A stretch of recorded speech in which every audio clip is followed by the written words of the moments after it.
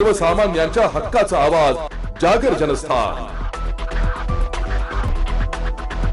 नाशिक महानगरपालिका साजरा करत आहेत स्वच्छतेचा हरित कुंभ।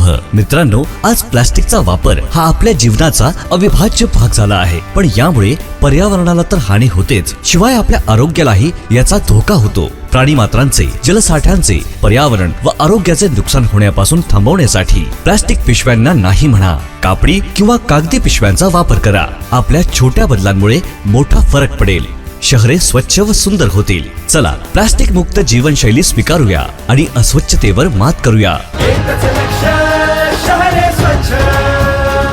नाशिक महानगरपालिका नाशिक तर्फे जनहितार्थ प्रसारित। नाशिक शहर व ग्रामीण भागातून 2 वर्षांकरिता हद्दपार केलेले असतानाही शहरात वावरणाऱ्या एकाला गुन्हे शाखा युनिक 2च्या पथकाने अण्णा गणपती रोकडोबा वाडी येथून 8 एप्रिल रोजी संध्याकाळी ताब्यात घेतले।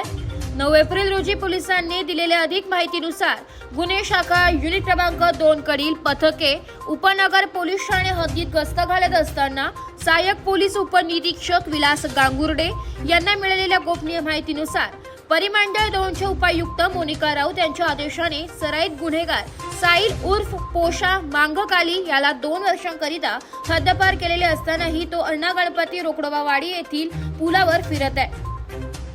त्यानुसार वरिष्ठांच्या मार्गदर्शनाखाली सदर ठिकाणी सापळा रचून त्याला ताब्यात घेतलाय।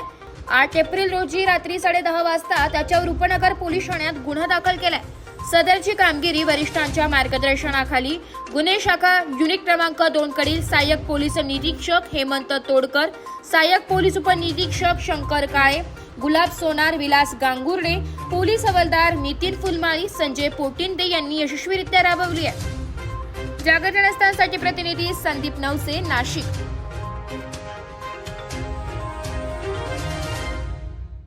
नाशिक महानगरपालिकेच्या सार्वजनिक आरोग्य विभागाच्या वतीने जाहीर आवाहन। गुइलेन बॅरे सिंड्रोम अर्थात GBS ला घाबरू नका, पण दक्षता घ्या। पाणी उकळून प्या, स्वच्छ आणि ताजे अन्न सेवन करा। शिजलेले व न शिजलेले अन्न एकत्रित ठेवू नका। लक्षात ठेवा, अचानक पायात किंवा हातात कमजोरी किंवा लकवा, चालताना त्रास किंवा अशक्तपणा, बऱ्याच दिवसांपासून डायरिया अशी लक्षणे आढळल्यास त्वरित डॉक्टरांचा सल्ला घ्यावा व तात्काळ उपचार सुरू करावा। सार्वजनिक आरोग्य विभाग, मनपा नाशिक द्वारे जनहितार्थ प्रसारित।